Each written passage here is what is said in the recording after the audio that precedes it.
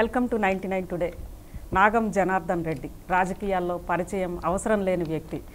విద్యార్థి దశలోనే తెలంగాణ రణ నినాదం అందుకున్నారు. తెలంగాణ నినాదం కోసం పార్టీ పదవుల్ని సైతం అవలీలలుగా వదిలేశారు. తెలంగాణ నగారై తెలంగాణ ఉద్యమానికి ప్రేరణ కల్పించారు. ఈరోజు ఏ పార్టీలో ఉన్నా, ఆయన బీజేపీలో ఉన్న ప్రజా సమస్యల కోసం తనదైన గళం వినిపిస్తూనే ఉంటారు. నాగం జనార్దన్ రెడ్డితోటి 99 టుడే లైవ్ షోకి వెళ్లే ముందు ఆయన గురించి వివరాలు.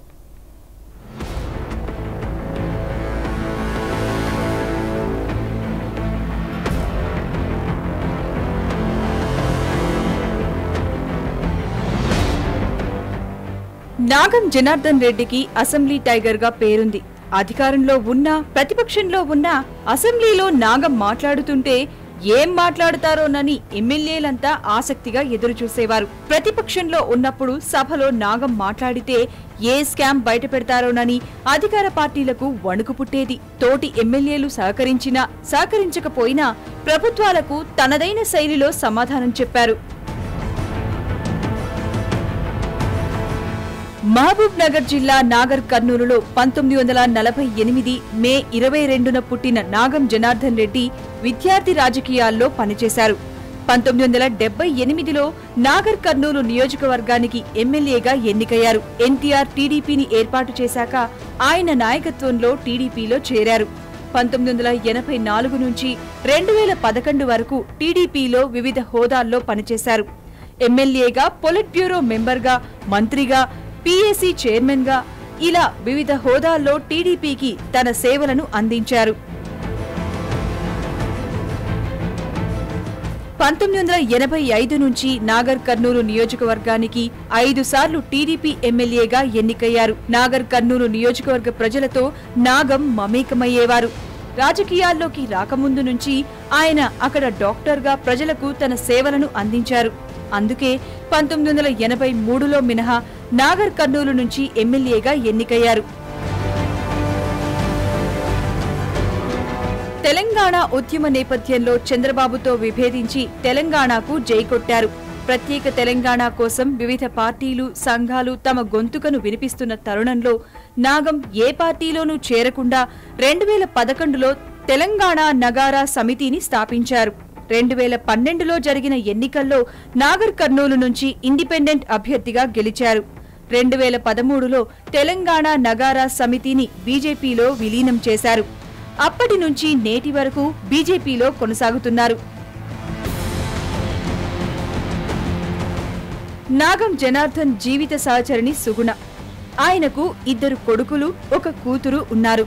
ఆంధ్రప్రదేశ్లో విలక్షణ రాజకీయవేత్తగా పేరు తెచ్చుకున్న నాగం జనార్దన్ రెడ్డి తన చివరి శ్వాస వరకు ప్రజాసేవలో కొనసాగుతానంటున్నారు.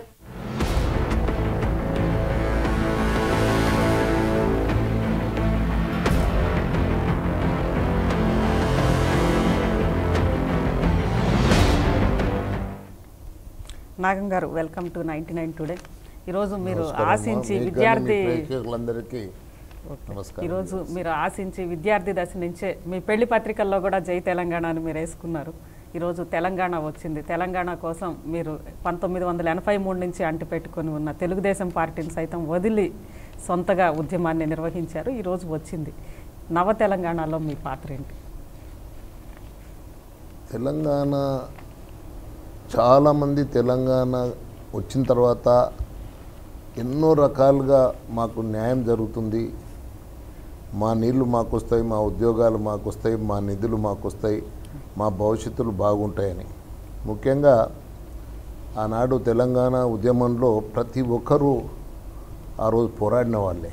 తెలంగాణలో విద్యార్థులు కానీ, ఉద్యోగస్తులు కానీ, కళాకారుల కానుంటి ఈరోజు కుల సంఘాలు, వీళ్ళు వాళ్ళనేది లేకుండా ప్రతి ఒక్కరూ పోరాడినారు. టీచర్స్ అందరూ కూడా పోరాడిన దాని ఫలితము.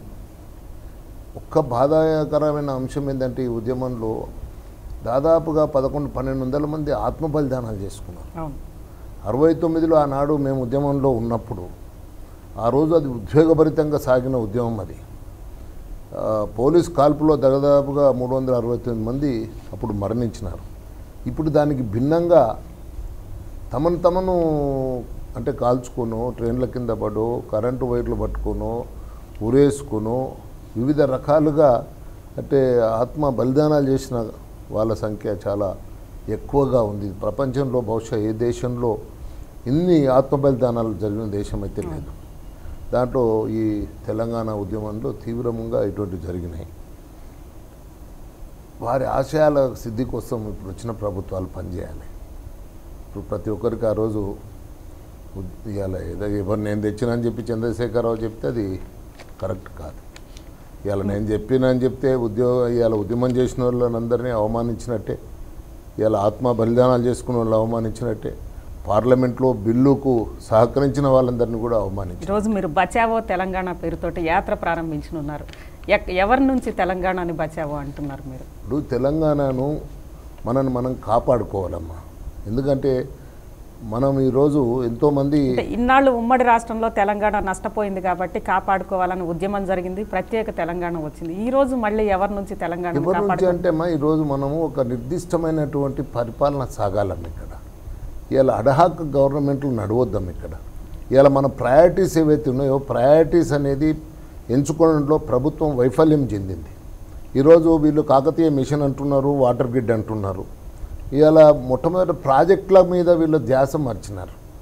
ఈరోజు ఒక్క నియోజకవర్గంలో 1,00,000 ఎకరాలకు నీళ్ళు ఇస్తామన్న వీళ్ళు కొంత డబ్బు వెచ్చిస్తే ఈరోజు పూర్తిగా మనకు ప్రాజెక్టు పూర్తి అయితే ఇవాళ ఇప్పుడు కొంత ల్యాండ్ అక్విజిషన్ నెపం మీదనో కొన్ని ప్రాజెక్టులు 90% కూడా ఎక్స్పెండిచర్ అయిపోయి కూడా ఇప్పుడు కొద్దిగా డబ్బు పెడితే ఇవాళ మహబూబ్నగర్ జిల్లాలో 4 ప్రాజెక్టులు 1,000 కోట్లు పెడితే అన్నీ కంప్లీట్ అయిపోతాయి.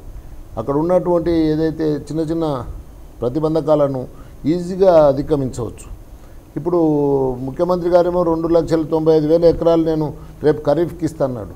కానీ అది అంటే అటువైపు ధ్యాసనే లేదు, నిర్లక్ష్యం చేయబడుతుంది. అందుకోసమే నేను ఇవాళ ప్రాజెక్టుల వద్దకు పోయి అసలుకు సిసలుకు ఏందుంది అక్కడ రైతులకు. ఎందుకంటే రైతులు ఈరోజు ఈ ప్రాజెక్టులు పూర్తి అయితేనే రైతుల జీవితాలు బాగుపడతాయి, వాళ్ళ జీవితాలు బంగారు జీవితాలు అవుతాయి.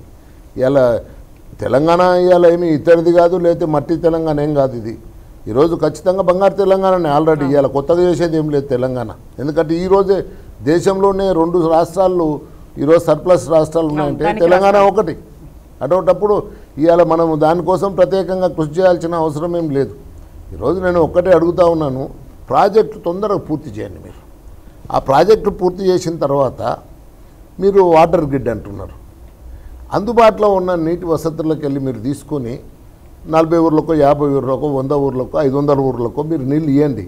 మీకు అంటే ఎప్పుడైతే ఇప్పుడు మీరు ఒకటే దగ్గరికి వెళ్ళి శ్రీశైలంకి వెళ్ళి తీసుకొని 29 నియోజకవర్గాలు మహబూబ్నగర్, రంగారెడ్డి, నల్గొండకి ఇస్తామని అంటే దాని మెయింటెనెన్స్ కూడా సాధ్యం కాదు. ఇంకొకటి చాలా ఇబ్బందికరంగా ఉంటుంది. ఇప్పుడు గుజరాత్లో కచేరియాలో ఇచ్చిండ్రు, సౌరాష్ట్రలో ఇచ్చిండ్రంటే అది ఎడారి కాబట్టి ఎక్కడ వాటర్ స్టోరేజ్ చేయలేము. ఇక్కడ ప్రాజెక్టు పూర్తి చేసుకుంటే ఎన్నో బ్యాలెన్సింగ్ రిజర్వాయర్లు ఉంటాయి, నీరు ఎప్పుడన్నా డ్రా చేయొచ్చు శ్రీశైలంకి వెళ్ళి. ఎందుకంటే తాగునీటి కోసం ఇలా ఇంటర్నేషనల్ లాస్ కానీ ఏ లాస్ అయినా కూడా ఆబ్జెక్షన్స్ ఏవి ఉండవు. అందుకోసం ఇప్పుడు కాకతీయ మిషన్ అని పెట్టినారమ్మా. ఇప్పుడు దీంట్లోకి డబ్బు పెట్టి పూర్తి చేసుకుంటే ప్రాజెక్టులకు వెనకసిరికి చెరువులు ఎప్పుడైనా నింపుకోవచ్చు. ఇలా వర్షాలు పడడం లేదు, అడ్వర్టైజ్మెంట్లు మాత్రం వర్షాలు పడుతున్నాయి. వీళ్ళ అడ్వర్టైజ్మెంట్లో మాత్రం బ్రహ్మాండంగా మీ టీవీలో కూడా చూస్తున్నాను నేను, నీళ్లు పడుతున్నాయి. అంటే ఇప్పుడు కాకతీయుల కాలం నాడు ఉన్న చెరువుల మీద ఎన్నో చెరువులు వచ్చినాయి, ఎన్నో చెక్ డ్యామ్లు వచ్చినాయి, పర్కులేషన్ ట్యాంక్స్ వచ్చినాయి. ఈరోజు కడుతున్న ప్రాజెక్టుల యొక్క కాలువలు వచ్చేసి ఆ గొలుసులన్నిటి తెంపేసినాయి, ఆ ఫ్లోస్ అన్నీ అవైపోయినాయి. మా చిన్నతనంలో కూడా వర్షాలు జూన్ నుండి నవంబర్ వరకు కూడా పడ్డ వర్షాలకు సెలయేళ్ళు ఉండేదమ్మా. దానికి వెళ్ళి అంటే ఏమంటారు పెరీనియల్ అంటే స్ట్రీమ్స్ ఫ్లోస్ ఉండేది. వాటి కంటిన్యూస్గా 6-7 నెలలు 5-6 నెలలు ఫ్లోస్ ఉండేది. ఇవాళ భూమిలో 600 మీటర్ల వరకు మొత్తం టోటల్ 600 ఫీట్ 700 ఫీట్లు బోర్లు వేసి నీరన్నింటినీ సక్ చేసేసినారు, మొత్తం ట్యాపింగ్ చేసినారు. పడ్డ ప్రతి చినుకు భూమి లోపలికి ఎంకిపోతుంది. ఇవాళ వర్షం పడితే ఆ వాగులు వంకల్లో నీళ్లు ఇంతకుముందు మాదిరిగా 6 నెలలు ఉన్నట్టు ఉంటారో లేదు, 6 గంటలో ఒక దినానికే అవి అసలు కనిపిస్తలేవు. ఇలా అందుకోసం ఈరోజు ప్రాధాన్యత గుర్తించడంలో ప్రభుత్వం వైఫల్యం. మిషన్ కాకతీయాన్ని మీరు అంత ప్రాధాన్యత ఇవ్వాల్సిన అంశం కాదంటారా? కాదమ్మా, థీమ్ ఈజ్ వెరీ గుడ్, అందరూ హర్షించదగ్గదే. కానీ ఆనాటి వర్షాలు లేనప్పుడు మీరు అన్నీ చేసి కూడా ఫలితం ఏందని అడుగుతా ఉన్నాను. మీరు ప్రాజెక్టు పూర్తి చేసుకొని వాటి ద్వారా నింపండి, అప్పుడు రిపేర్లు చేయండి. ఇంకొకటి 9,000 చెరువులకు ఎవరైనా ఎస్టిమేట్లు వేసిండ్రమ్మా? చెరువులో నీళ్లు ఉండగా దాంట్లో ఇంత సిల్ట్ ఉందని చెప్పని ఎట్లా నిర్ధారణ చేసిండ్రమ్మా? ఇప్పుడు నిన్న కూడా నేను చెప్పిన నా పోలపల్లి బిజినపల్లి మండలంలో ఒక చెరువుకు ఇప్పుడు కాంట్రాక్టర్ ఒకటి ఉంటాడు, కార్యకర్తలు టీఆర్ఎస్లు పనిచేస్తున్నారు, వాళ్ళకి అనుభవం లేదు. వాళ్ళు పోయిండ్రు మొత్తం పెట్టేసి కట్టను ఏదైతే రిబిట్మెంట్ ఉంటుందో మొత్తం తొలగించేసిండ్రు పోక్లైన్ తోటి. పోక్లైన్ వాడకూడదమ్మా, పోక్లైన్తో తొలగించేసిండ్రు. వెంటనే టోటల్గా మట్టి కట్ట కూడా తీసేసిండ్రు, సగం కట్ చేసేసిండ్రు. చూపించినాను నేను. ఇప్పుడు దాని మీదనేమో సిమెంట్ రోడ్డు ఉంది.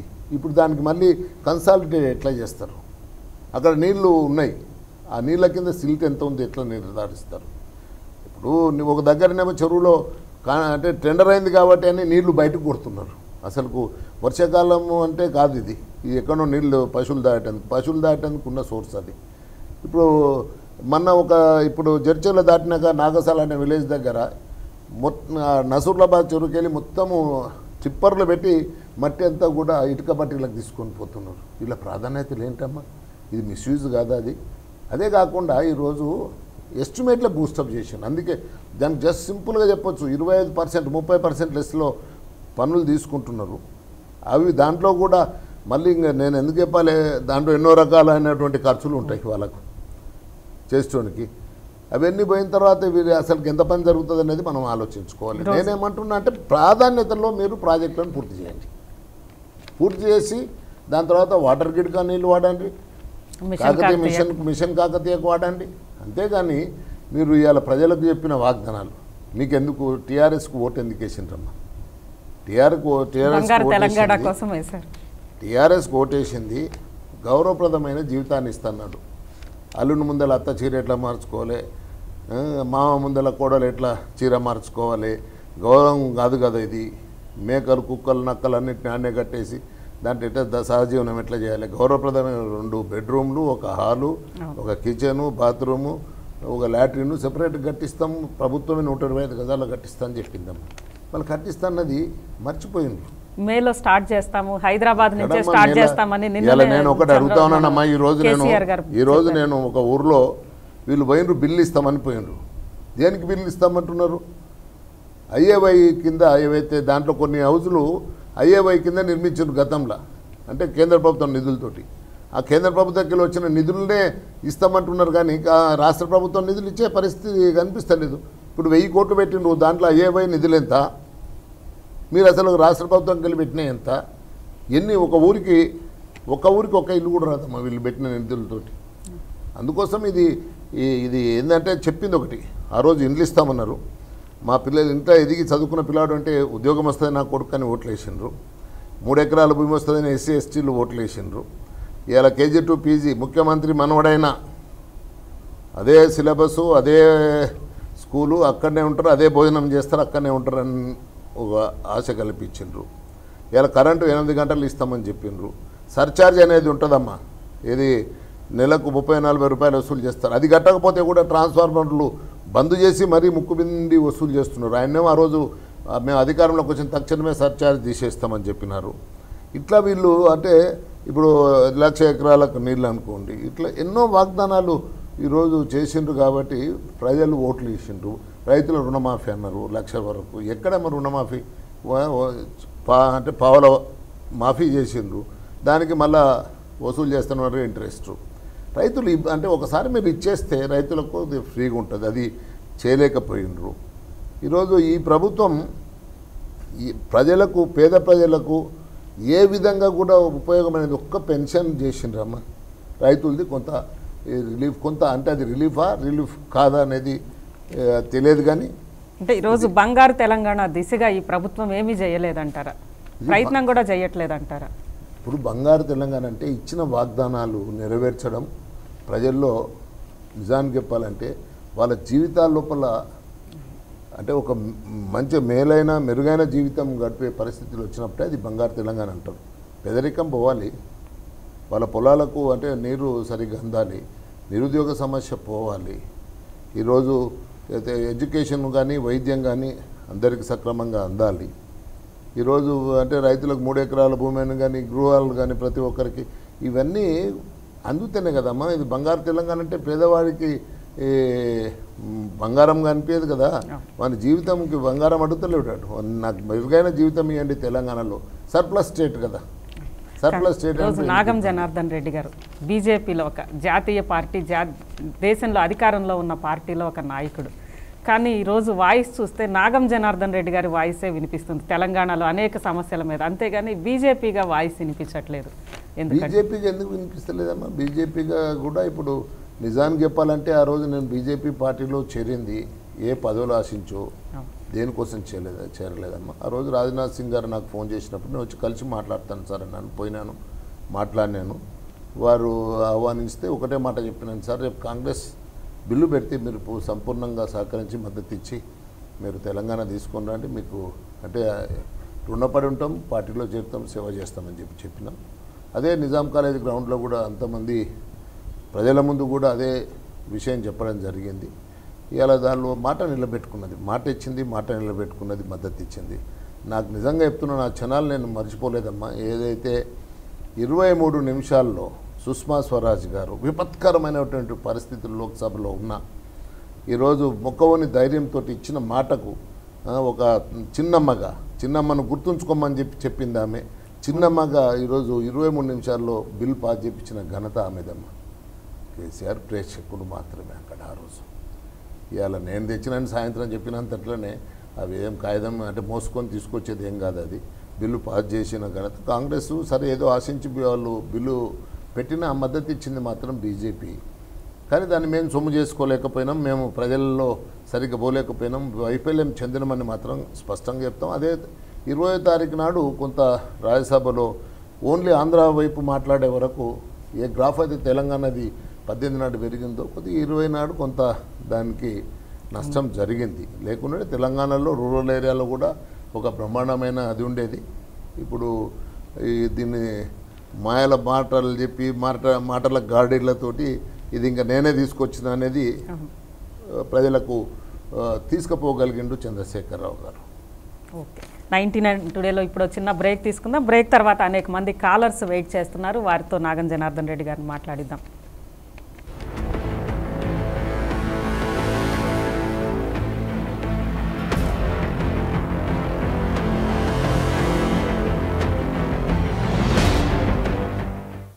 నాగం జనార్దన్ రెడ్డి గారు, కొంతమంది కాలర్స్ మీతో మాట్లాడడానికి వెయిట్ చేస్తున్నారు. ముందుగా కృష్ణమూర్తి కర్నూలు నుంచి ఫోన్ లైన్లో ఉన్నారు.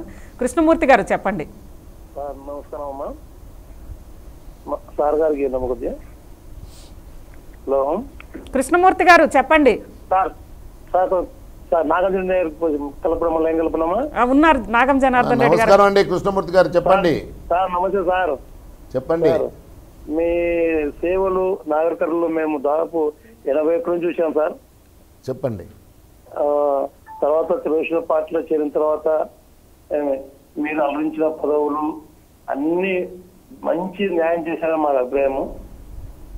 కానీ ఈరోజు పార్టీ పెట్టి వేరే అది ఇండిపెండెంట్ గా అటువంటి చేయకుండా మళ్ళీ అదే సంస్థ పార్టీ పోతే బాగుంటుంది అనుకుంటున్నా సార్ తెలుగుదేశం పార్టీలోకి.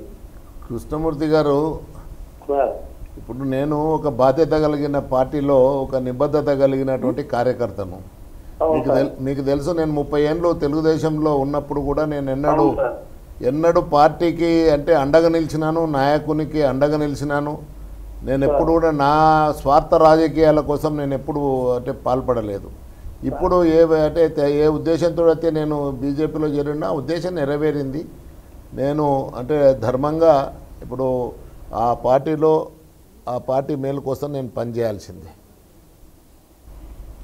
ఇక నెక్స్ట్ సైదులు హుజూర్ నగర్ నుంచి ఫోన్ లైన్లో ఉన్నారు. సైదుల్ గారు చెప్పండి.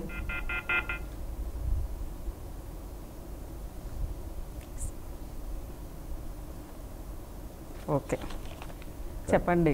కృష్ణమూర్తి గారు అడుగుతూ ఉన్నారు, నాగం గారు మళ్ళీ తెలుగుదేశంలోకి రావాల్సి ఉంది కదా మీరు, ఎందుకంటే నాగం జనార్దన్ రెడ్డి గారు అంటే తెలుగుదేశం అంటే నాగం జనార్దన్ రెడ్డి గారు లాగా తెలంగాణలో ఉంది. గతంలో మనం దేవేంద్ర గౌడ్ గారిని తీసుకుంటే తెలంగాణకి లేఖ ఇవ్వలేదని ఆయన పార్టీ నుంచి బయటికి వెళ్ళాడు, నవ తెలంగాణ పార్టీ పెట్టారు, లేఖ ఇచ్చారని చెప్పి మళ్ళీ పార్టీలోకి వచ్చారు. మీరు శ్రీకృష్ణ కమిటీకి చంద్రబాబు గారు లేఖ ఇవ్వలేదు, లేదా ప్రధానికి లేఖ ఇవ్వలేదని ఆ రోజు మీరు డిమాండ్ చేశారు, తర్వాత చంద్రబాబు గారు ఇచ్చారు. దీంట్లో ఒకటి అది వాస్తవం ఏంటంటే మేము పండుగ నాడు 2008లోనే మనం అంటే లేఖ ఇచ్చినాం. అవును. ఏది చంద్రబాబు నాయుడు గారు ప్రణబ్ ముఖర్జీ కమిటీకి లేఖ ఇవ్వడం జరిగింది స్పష్టంగా తెలంగాణ రాష్ట్ర ఏర్పాటు కోసం. తర్వాత ఈవెన్ 2009లో కూడా ఆ రోజు ఏదైతే సీఎం గారు రోషయ్య గారు ఉన్నప్పుడు ఆయన అఖిలపక్షం పెట్టినప్పుడు కూడా అఖిలపక్షానికి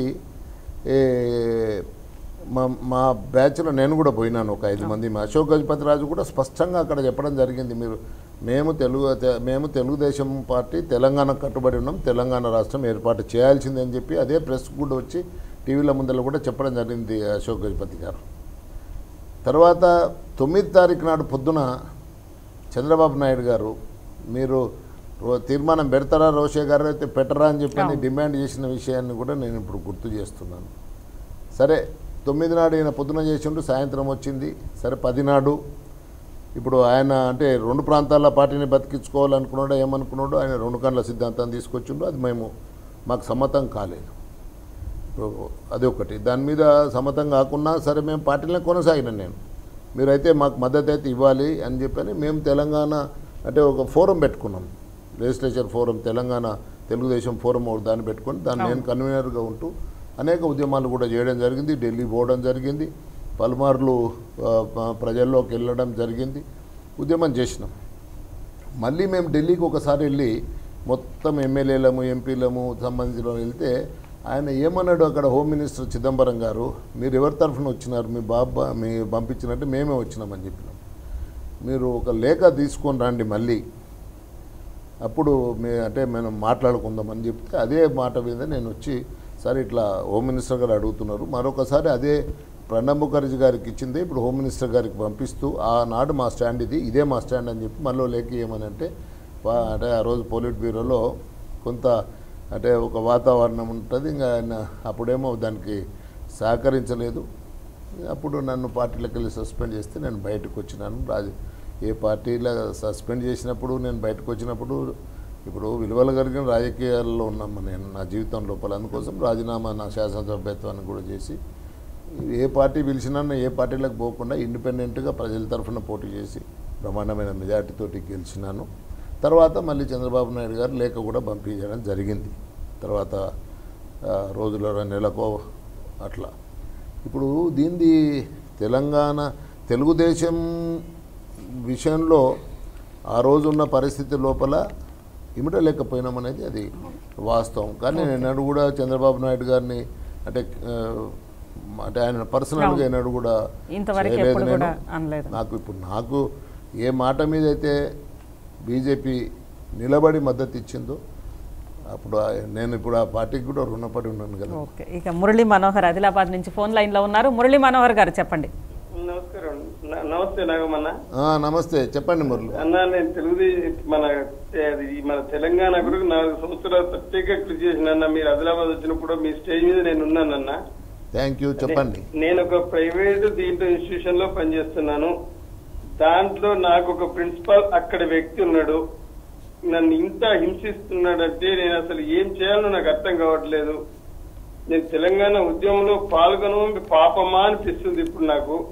మరి దీనికి మీరైనా ఏమన్నా ఇది తీసుకుంటారేమో అని మీకు కనీసం నా విజ్ఞప్తి మీకన్నా చెప్దామని చెప్పి మీకు నేను ఫోన్ చేసిన. తప్పక మీకు అండగా నేను ఉంటాను.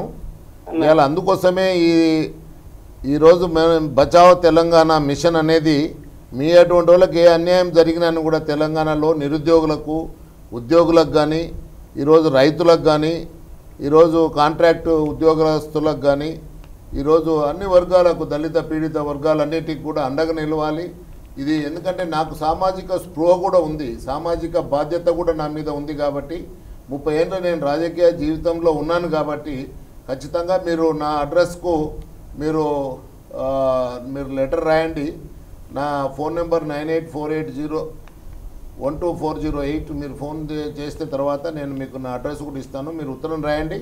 ఖచ్చితంగా ఆ యాజమాన్యంతో మాట్లాడి మీకు సరైన విధంగా రక్షణగా ఉంటాను. అవసరమైతే నేను మీ ఆదిలాబాద్కు కూడా అన్ని ప్రాజెక్టులు సందర్శన లోపల వచ్చినప్పుడు ఖచ్చితంగా మిమ్మల్ని కలుస్తాను. ఓకే, ఇక రామారావు మిర్యాలగూడ నుంచి ఫోన్ లైన్లో ఉన్నారు. రామారావు గారు చెప్పండి.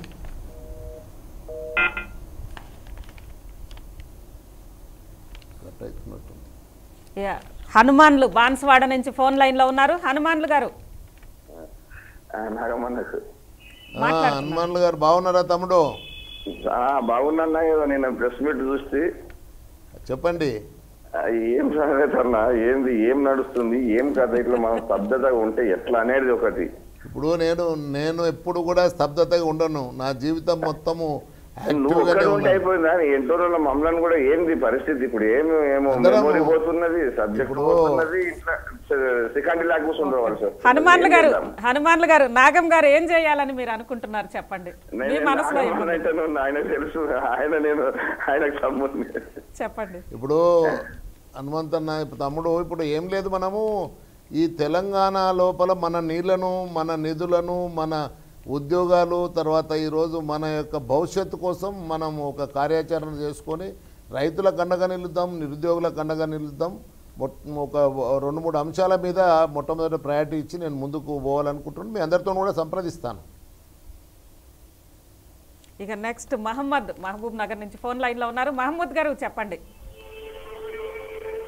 మహమ్మద్ గారు చెప్పండి. महमूद गारू नमस्कार चप्पंडी अदाबर से बोलिए। हेलो अस्सलाम वालेकुम। बोलिए बोलिए साहब, आप ही बोलना साहब, नागार्जुन साहब से इंटरव्यू रखे ना। बोलिए साहब से बात कराते हैं, आपसे बात करना। हम ही बात कर रहे हैं, जनार्दन रेड्डी बात कर रहा हूँ।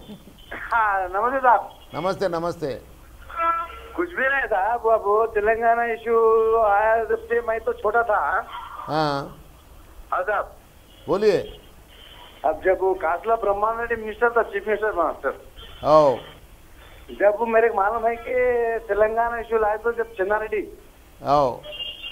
क्या साहब, चिन्नारेड्डी जब मूवमेंट को लीड करे साहब, चिन्नारेड्डी जब मूवमेंट को लीड करे थे साहब, जब स्कूल में पढ़े थे साहब, जब मैं कॉलेज में था, मैं कॉलेज में भी बहुत लड़ा हूँ तेलंगाना के बारे में, जेल को गया हूँ। ओके अच्छी बात है, फिर मिलेंगे, मामलारी है ना, आए सौ वक्त मिल तुम। ఓకే ఇక రత్నం రంగారెడ్డి నుంచి ఫోన్ లైన్ లో ఉన్నారు. రత్నం గారు చెప్పండి. సార్ నమస్కారం సార్. నమస్కారం చెప్పండి రత్నం గారు. మీ టీవీ వాల్యూమ్ తగ్గించండి. రత్నం సార్, నేను మోయినాబాద్ మండలం నుంచి మాట్లాడుతున్నా. చెప్పండి బ్రదర్. సార్ ఇప్పుడు తెలంగాణ వచ్చిన తర్వాత ఆల్ కాంటాక్ట్ సిబ్బందిని రెగ్యులైజ్ చేస్తామని చెప్పారు. అవునండి. అది ఇంతవరకు ఎలాంటి ప్రాసెస్ జరుగుతలేదు సార్. అది తెలంగాణ గురించి అనేక పోరాటం చేసి కాలేజ్ లైఫ్ కూడా చాలా మంది ఉన్న వాళ్ళు ఉన్నారు. ఇప్పుడు మనందరిది బాధ్యత ఒకటే బ్రదర్. ఇప్పుడు ఈ ఏదైతే కాంట్రాక్ట్ ఉద్యోగస్తులు ఉన్నారో వాళ్ళని రెగ్యులరైజ్ చేస్తామని చెప్పని హామీ ఇచ్చినారు. ఆ హామీని నెరవేర్చాల్సిన బాధ్యత ప్రభుత్వం మీద ఉంది. ఖచ్చితంగా పోరాడదాం, మీ వెనుక మేము ఉంటాం. ఈరోజు ప్రభుత్వం మీద ఒత్తిడి పెంచుదాం, వాళ్ళందరూ కూడా ఉద్యోగాలు రెగ్యులరైజ్ చేయించే కార్యక్రమాన్ని చేపడదాం బ్రదర్. రత్నం గారు మంచిది చెప్పండి. రత్నం గారు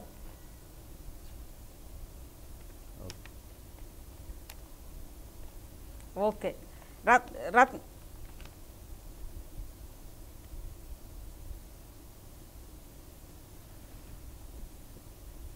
హలో చెప్పండి రత్నం గారు. సార్ మల్లికార్జున్ నా పేరు. ఓకే మల్లికార్జున్ గారు చెప్పండి. జగత్ రెడ్డి గారు నమస్కారం. నమస్కారం మల్లికార్జున్ గారు చెప్పండి. సార్ మీరు బీజేపీలో ఉన్నారు కదా. అవునండి. ఆంధ్రప్రదేశ్ ను విడగొట్టారు, మీరు పెద్ద నాయకుడు, తెలుగుదేశం పార్టీలో చాలా పెద్ద నాయకులు మీరు. ఇప్పుడు ఆంధ్రప్రదేశ్ కి కనీసం ప్రత్యేక హోదా కోసం మీరు పోరాడతారా లేదా సార్? ఇప్పుడు ఖచ్చితంగా ఆ రోజు ఏదైతే పార్లమెంట్లో బిల్లు పెట్టినప్పుడు ఏ వాగ్దానాలు అయితే చేసిండ్రో ఆ వాగ్దానాలు ఖచ్చితంగా నెరవేర్చాల్సిన బాధ్యత అయితే ఉంది. ఈరోజు నిజానికి చెప్పాలంటే ఈరోజు తెలంగాణ రాష్ట్రమే సర్ప్లస్ అయింది, మీకేమో ఇప్పుడు క్యాపిటల్ లేకుండా కొన్ని ఇబ్బందికరమైన పరిస్థితులు ఉన్నాయి. దానిని మీరు ప్రత్యేక హోదా అంటారా లేకపోతే ప్రత్యేక నిధులు ఏమన్నా సమకూర్చి ఆ ప్రాంతాన్ని ఆదుకోవాల్సిన బాధ్యత అయితే కేంద్రం మీద ఉంది. ఖచ్చితంగా మళ్ళీ రేపు మా అధ్యక్షునితోనే కలిసినప్పుడు ఖచ్చితంగా ఇది మాట్లాడి ఈ యొక్క ఆంధ్రప్రదేశ్ను కూడా ఆదుకోవాల్సిన ఆగత్యాన్ని గురించి వారితో కూడా మేము చర్చిస్తాం. ఓకే మల్లికార్జున్ గారు, ఇక జిఎస్ రావు ఘటకేసర్ నుంచి ఫోన్ లైన్ లో ఉన్నారు. జిఎస్ రావు గారు చెప్పండి. Good evening Ajitha madam. Nagam garu ఉన్నారు, మాట్లాడండి జిఎస్ రావు గారు. సార్ మీరంటే చాలా గౌరవం సార్, ఎందుకంటే పెళ్లి పత్రికల మీద ఇవన్నీ ఇంకా ఉన్నాం మేము. కానీ ఏదైతే మీరు సెలెక్ట్ చేసుకున్నారో బీజేపీ పార్టీ అంటే అది ఫస్ట్ నుంచి ప్రజలను మోసం చేస్తున్న పార్టీ సార్. ఎందుకంటే గుడి కట్టిస్తా అన్నారు, ఆర్టికల్ 356 కామన్ సివిల్ కోడ్, అవన్నీ ఎందుకు సార్? మొన్న ఈ మధ్య చెప్పారు 10 లక్షల రూపాయలు మన అకౌంట్ లో వేస్తాన్నాడు మోడీ గారు విదేశీయుల నుంచి, అవి లేదు. ఇప్పుడు రవాణా బిల్లు ఏదైతే తెస్తున్నారు సార్ అది గొడ్డలి పేటు సార్ మీ బీజేపీ ప్రభుత్వానికి. ఆల్రెడీ ఇవాళ బంద్ కూడా స్టార్ట్ అయింది. ఇంకోటి రజాకార్లు అంటుంటారు సార్. నేను అజితా మేడం కూడా చాలాసార్లు తీసుకొచ్చాను. మీ కిషన్ రెడ్డి గారు ఏమంటారంటే ఈ రజాకార్ల పార్టీకి అలయన్స్ టిఆర్ఎస్ రజాకార్ల లీడర్లు ఎవరైతే ఉన్నారో సార్ అక్బరుద్దీన్ కి బెయిల్ ఇచ్చింది మీ రఘునందన్ గారండి. ఇంత ద్విజ ఇది ఉన్నది. ఇప్పుడు జిఎస్ రావు గారు, ఇప్పుడు బీజేపీ అనేది ఎక్కడ మోసం చేసింది? తెలంగాణ విషయంలో మాట ఇచ్చింది, మద్దతు ఇచ్చింది, తెలంగాణ తీసుకొచ్చి సహకారం చేసింది కూడా బీజేపీ, అది మరవద్దు. సరే ఇప్పుడు మనము అన్ని కోరుకున్నాయన్నీ అంటే మనము నెరవేర్చలేకపోవచ్చు. ఈరోజు 10 లక్షల కోట్లు అంటే ఆ రోజు ఉన్న పరిస్థితిలో ఇప్పటికి ఇంకా అది నడుస్తూనే ఉంది, అది ఇంకా ఏమి వదులుకోలేదు. అది కేంద్రము ఈరోజు దాని మీద ప్రత్యేకంగా ఒక కమిటీ వేసింది. ఆ కమిటీ ద్వారా ఈరోజు ఆ యొక్క డబ్బును బ్లాక్ అంటే మనీ ఏదైతే ఉందో అది లాగేటందుకు మనం తెచ్చుకొచ్చే ప్రయత్నంలో ఉన్నాము. సరే ఇప్పుడు మనము ఒక పార్టీని అంటే మనము ద్వేషించవద్దని మాత్రం నేను మనవి చేసుకుంటున్నాను. అది జిఎస్ రావు గారికి. ఓకే నాగం గారు చెప్పండి. ఈరోజు జిఎస్ రావు గారితో పాటు మాది కూడా అదే క్వశ్చన్. నాగం జనార్దన్ రెడ్డి గారు అంటే తెలంగాణ ఉద్యమం కానీ అంతకు ముందు కానీ ఈ ప్రాంతం మొత్తంలో కూడా ఒక ఐడెంటిటీ ఉంది. బీజేపీలోకి వెళ్ళడం వల్ల ప్రజా సమస్యల మీద మీరు స్వేచ్ఛగా స్పందించడం కానీ అంటే పార్టీ పాలసీస్కి కట్టుబడి ఉండాల్సిన అవసరం రావట్లేదా? ఇప్పుడు ఎందుకంటే ఈరోజు మిషన్ కాకతీయ అది బచావో తెలంగాణ అని చెప్పి మీరు ఒక్కళ్ళు మాత్రమే మాట్లాడుతున్నారు, బీజేపీగా ఎవరు ముందుకు రావట్లేదు. ఇప్పుడు సరేమ్మా, ఇప్పుడు బీజేపీ ఎన్నో వేరే అంటే ఎన్నో అంశాల మీద బీజేపీ పోరాటం చేస్తూ ఉంది కదా. బీజేపీకి అంటే వాళ్ళ కార్యక్రమాలు చేస్తూ ఉన్నారు. ఇప్పుడు నాకు ఎందుకంటే నేను రైతుల అది నేను ఎందుకంటే ఈరోజు కల్వకుర్తి లిఫ్ట్ ఇరిగేషన్ ఉందమ్మా, అది నేను రూపొందించినటువంటి స్కీమ్ అది. ఆ రోజు ఏలిమినేటి మాధవరెడ్డి గారి అంటే ప్రాజెక్ట్ అయితే పుట్టంగండి దగ్గర చూసిన తర్వాత ఖచ్చితంగా మహబూబ్నగర్ జిల్లాకు కూడా ఈ ప్రాజెక్టులు రావాలి, మిగిలిన తెలంగాణ జిల్లాలకు కూడా ఎత్తిపోతల పథకాలు తప్పితే ఇంకో శరణ్యం లేదు. ఆ రోజు కాంగ్రెస్ అనాలోచితంగా ఆ రోజు మాకు అంటే గ్రావిటీ ద్వారా వచ్చే నీళ్లను ఆ రోజు మాకు అప్పర్ కృష్ణ కానీ భీమా ప్రాజెక్టులు కానీ రాకుండా డివిజన్ అప్పుడు అవి ఆ 2 ప్రాంతాలను తీసుకుపోయి ఆ 2 జిల్లాలను రాయచూరును కానీ గుల్బర్గను కానీ తీసుకొని పోయి కర్ణాటకలో కలపడం వల్ల మేము తీవ్రంగా నష్టపోయినాం. అటువంటిది ఇవాళ మాకు లిఫ్ట్ ఇరిగేషన్ తప్పితే ఇంకొకటి లేదని చెప్పని ఆ రోజు మొట్టమొదటి 13 సార్లు లిఫ్ట్ చేయాలనుకున్నాం కల్వకుర్తి మొట్టమొదటి వేసిన అంచనా. తర్వాత ఎప్పుడైతే మాధవరెడ్డి అంటే ప్రాజెక్ట్ ఎప్పుడైతే పూర్తి అయిందో ఆ పూర్తి అయిన 100 మీటర్లు ఒక్కటేసారి ఎత్తిండ్రమ్మ. అది కూడా 600 క్యూసెక్లు అప్పుడు ఎత్తిండ్రు. ఇప్పుడు మాది 800 ఉంటే 1000 క్యూసెక్లు మా కల్వకుర్తి ఈరోజు పూర్తి అయితే వచ్చేది. అందుకోసం మాకు దాన్ని రూపకల్పన చేసుకున్నాం మేము. ఆశ మాకుంది, మా రైతులు ఆశపడుతున్నారు. అది ఇంకా నడక నడుస్తుంటే నేను చూడలేకపోతున్నానమ్మా. అది రైతుల పక్షాన పోరాడాలనిపించింది. ఖచ్చితంగా ఈరోజు పార్టీ ఈ కార్యక్రమానికి మద్దతు ఇస్తుందా? మీరు ఖచ్చితంగా ఇస్తారమ్మా, ఖచ్చితంగా ఇస్తారు. ఇదేమి పార్టీకి వ్యతిరేకమైంది కాదు. ఇది ఒక ఇప్పుడు నాకు కొన్ని అంశాల మీద ఉందమ్మా. నిరుద్యోగ సమస్య ఉంది, అదొక పెనుభూతంగా ఉంది. ఈ రైతాంగానికి నీరిచ్చేది సమస్య ఉంది. ఇప్పుడు ఈ ప్రాజెక్టులన్నింటిని పూర్తి ఎత్తిపోతల పథకాలు పూర్తి చేయాల్సింది. సరే ప్రతి ఇంటికి మంచి నీళ్ళు ఇవ్వాలి అనేది ఉంది. ఒకవేళ మీకు ఈ ప్రాజెక్టులన్నీ పూర్తి అయితే నీటికి కొదవనే ఉండదమ్మా, మంచినీళ్ళకి కొదవనే ఉండదు. అవి ఏదైనా చేయొచ్చు. ఏదో ఒక గుజరాత్లో సౌరాష్ట్రలో మన పూర్తిగా డిజర్ట్ ఏరియాలో చేసిందే అదే మనకు ఆదర్శం అని చెప్పి చేసి అలా దేశానికి మొత్తం నేనే ఆదర్శం అనే ప్రభుత్వాన్ని ఈరోజు నేను చూస్తున్నాను. అందుకోసం ఈరోజు ప్రతి ఒక్కరు చదువుకోవాలమ్మా. చదువుకున్నప్పుడే ఈ కులాలు మతాలు అన్నిటికి కూడా దూరం అయిపోతుందమ్మా. ఇవన్నిటి సంకుచిత భావాలన్నీ పోతాయి. అటువంటిది చదువుకు అంటే ప్రాధాన్యత ఇవ్వాలి.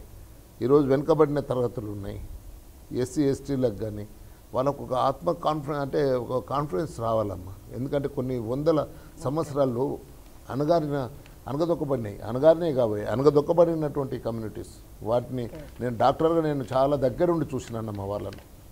అటువంటి దాంట్లో నాకు ఎప్పుడైనా సరే ఈ సామాజికంగా అంటే కొన్ని కార్యక్రమాలు గతంలో కూడా చేసినాను. యాజ్ ఏ లయన్స్ క్లబ్ నార్కంలో స్టార్ట్ చేసి కానీ అవి కానీ నేను ఎప్పుడు ప్రజల మధ్యనే ఉన్నాను. ప్రజల కోసమే నా జీవితం ఉంది. అంతేగాని నాకు ఇంకా నా పిల్లలంతా మంచిగా పొజిషన్లో ఉన్నారమ్మా, అంత పోస్ట్ గ్రాడ్యుయేట్ డాక్టర్లు ఎక్కువగా.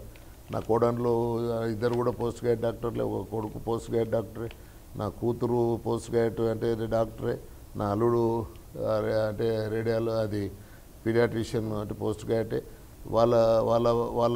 వాళ్ళ సెటిల్ అయిపోయిన లైఫ్లో పెద్దతో సహా. ఇక ఇప్పుడు నాకున్నది నా ప్రజాసేవనే. ప్రజలే నాకు అంటే నా పిల్లలు లేకపోతే ప్రజలకే నేను అన్ననో తమ్మునిగానో అక్కనో అంటే నా అక్క చెల్లెళ్ళకు అంటే ఒక అండగా నిలవాలనేటువంటి ఒక్క ఆలోచన తప్పితే ఇంకోటి లేదమ్మా. దేవి తెనాల నుంచి ఫోన్ లైన్లో ఉన్నారు. దేవి గారు చెప్పండి. నమస్తే అండి. చెప్పండి. నమస్కారం అమ్మా దేవి గారు, చెప్పండి. నమస్తే అండి. మీరు తెలుగుదేశంలోంచి ఎక్కడ మాకు బాధ ఉంది, కానీ బీజేపీ కూడా పర్లేదు. మీరు ప్రత్యేక హోదా గురించి మా గురించి కూడా ఆలోచించాలన్నా. తప్పక తప్పక తప్పక ఏం చేయలేరు కదా. అదేమ్మా నేను అదే చెప్పినాను కదా. ఇప్పుడు మీరు అంటే రాష్ట్రం అంటే విడిపోవడం వలన మీకు రాజధాని లేకపోవడం వలన మీకు అంటే కావాలి కదా మాకు కూడా సపోర్ట్. తప్పకమ్మా మీకు దాన్ని ఏ విధంగా అనేది అంటే స్పెషల్ హోదానా లేకపోతే మీకు ప్రత్యేకమైన ప్యాకేజీలు ఇచ్చి ఏదైతే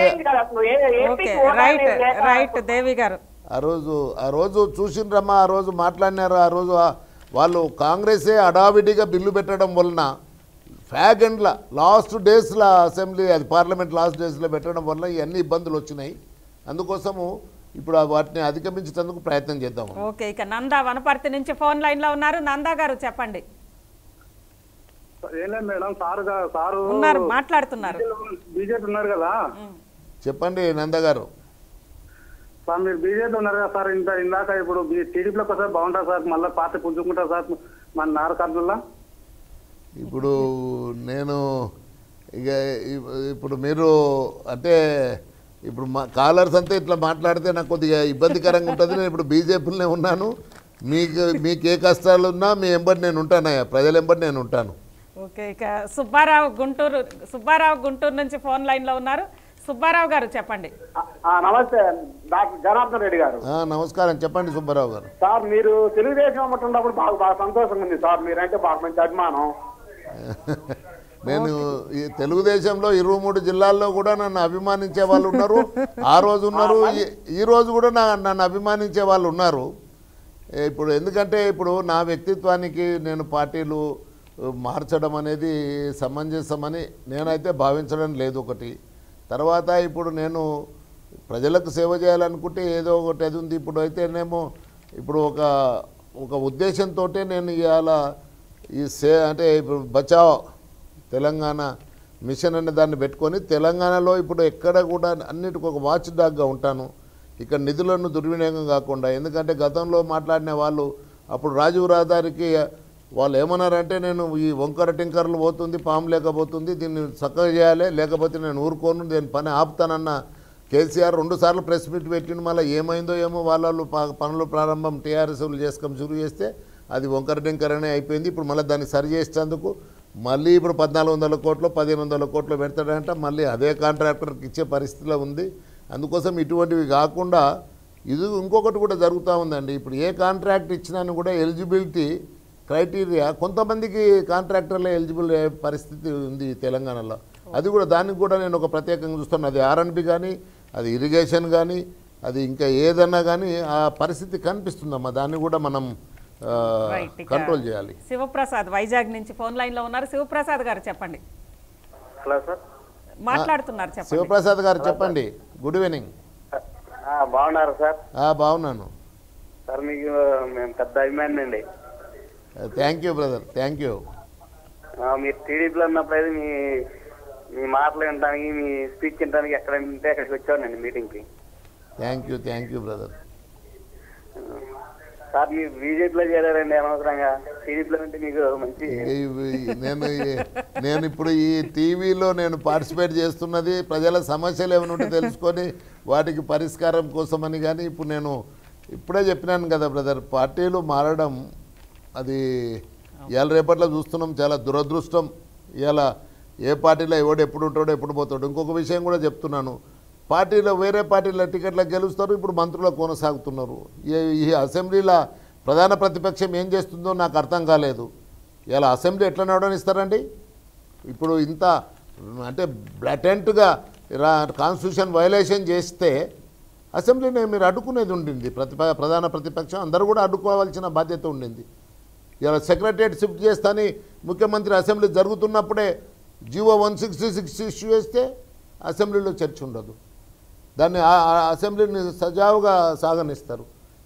ఇది మంచి పద్ధతి అయితే కాదు. ఇలా ఇవి ఏకపక్షంగా అంటే పోకడలు పోతూ ఉన్నారు. అది ఈ ప్రభుత్వానికి కూడా మంచిది కాదు. ఇది ఎందుకు చెప్తా ఉన్నానంటే, ఇది ఇటువంటి దానికోసమే నేను తెలంగాణ బచావ్ అంటే దాని అర్థము బచావ్ తెలంగాణ మిషన్ ఈ తెలంగాణ సెంటిమెంట్ను అడ్డం పెట్టుకుని అడ్డగోలుగా అంటే నిర్ణయాలు తీసుకుంటున్నారు. 5 ఏళ్ళు ఇవ్వాలంగా తెలంగాణ సెంటిమెంట్ మీదనే నేను అంటే మేము ఇట్లే గడుపుతాం అనుకుంటే కాలం వెలబుచ్చుతామంటే అది కరెక్ట్ కాదు. రైట్. ఇక రవీందర్ నిర్మల్ నుంచి ఫోన్ లైన్ లో ఉన్నారు. రవీందర్ గారు మాట్లాడుతున్నారు. చెప్పండి రవీందర్ గారు, గుడ్ ఈవినింగ్.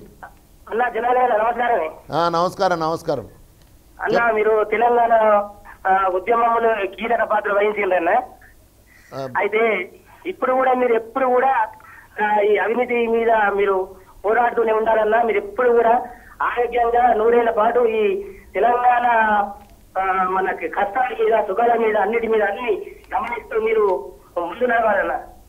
తప్పక రవీందర్ గారు. ఇప్పుడు ఒక్కటి నేను మీకు ఒకటి హామీ ఇస్తున్నాను. ఆ రోజు మేము 14 మంది పోయినాము ఓబులాపురం మైనింగ్ కంపెనీ దగ్గరికి. అప్పుడు 13 మంది అది సక్రమంగా జరుగుతుందంటే నేను మాత్రం ఒక్కడిని మాత్రం ఇక్కడ అవినీతి జరుగుతూ ఉంది, ఇక్కడ దోపిడీ జరుగుతూ ఉంది అని చెప్పినాను. సుప్రీంకోర్టు వరకు పోయి పోరాడినాను. నేను కరెక్ట్ అనేది అది ప్రూఫ్ అయిపోయింది. ఎప్పుడు కూడా అవినీతి ఎక్కడున్నాని దాన్ని అడ్డుకుందాం. తెలంగాణలో కూడా అవినీతిని పూర్తిగా పారదోల్దాం. మనకు సాధ్యమైనంత వరకు పూర్తి అని కాదు, కానీ మనకు సాధ్యమైనంత వరకు ప్రజాధనాన్ని ఎక్కడ కూడా దుర్వినియోగం కాకుండా కూడా చూసుకుందాం. ప్రజల పక్షాన్ని నిలిచి మీ అటువంటి అందరి సహకారంతో పోరాడతాను. ఇక తెలంగాణ బచావో తోటి నాగం జనార్దన్ రెడ్డి గారు ఏం చేయబోతున్నారు తెలుసుకునే ముందు ఇప్పుడు చిన్న బ్రేక్ తీసుకుందాం.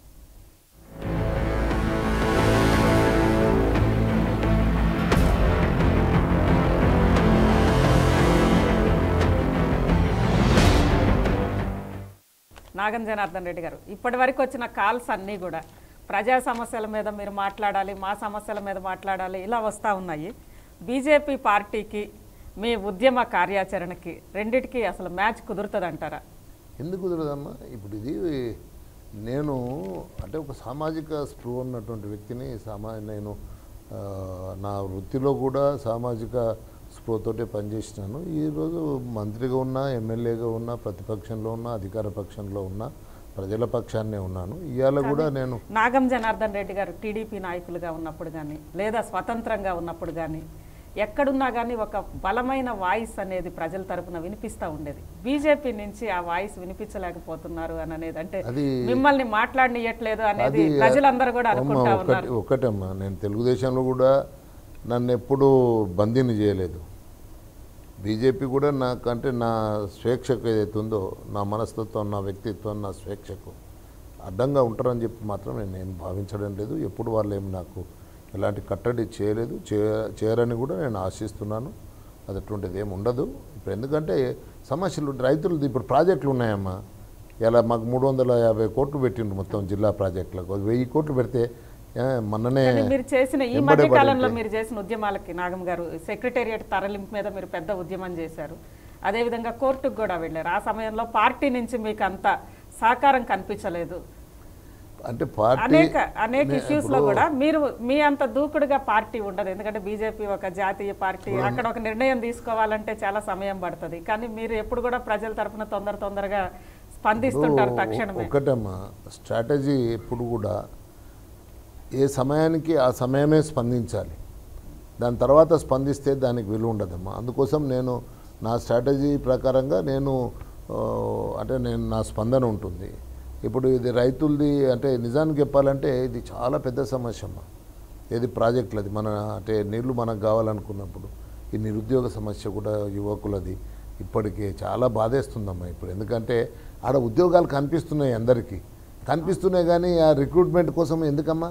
ఇప్పుడు మనమైతే ముఖ్యమంత్రిగా జూన్ 2కు అంటే మనకు తెలంగాణ వస్తే తెల్లవారుదాన 6 గంటలకే పోయి గేట్లో వెళ్ళాడబడి ప్రమాణ స్వీకారం చేసి మనం కావచ్చు, మన కొడుకులు కావచ్చు, మన అల్లుండ్లు కావచ్చు, మన బిడ్డలకు అందరికీ ఏమనుకున్న మన నిరుద్యోగ సమస్య అయితే తీరుతుంది కుటుంబాన్ని. కానీ ఇవాళ ఎంతోమంది ఎంతో ఆశలు పెట్టుకున్నటువంటి వాళ్ళకు కూడా అంటే వాళ్ళ ఆశలు కూడా అంటే నెరవేరాలి కదమ్మా. అందుకోసం అటువంటి సమస్యలకు తర్వాత కనీసం గృహం నిర్మిస్తామని చెప్పి అంత పెద్దగా ఉపన్యాసాలు ఇచ్చి గౌరవప్రదమని ఎంత అంటే ఊకదంపుడు ఉపన్యాసాలు కొట్టి ఇవాళ నువ్వు దాన్ని పూర్తిగా నిర్లక్ష్యం చేసి కట్టుకున్నోనికే బిల్లులు లేని పరిస్థితి వచ్చేసింది. ఇవాళ కేవలం ఇవాళ మీరు ఫోన్ చేసి కనుక్కోండమ్మా డిపార్ట్మెంట్స్కు, ఓన్లీ ఐఏవై కేంద్ర ప్రభుత్వంకి వచ్చిన నిధులే ఖర్చు పెట్టే పరిస్థితి వచ్చింది.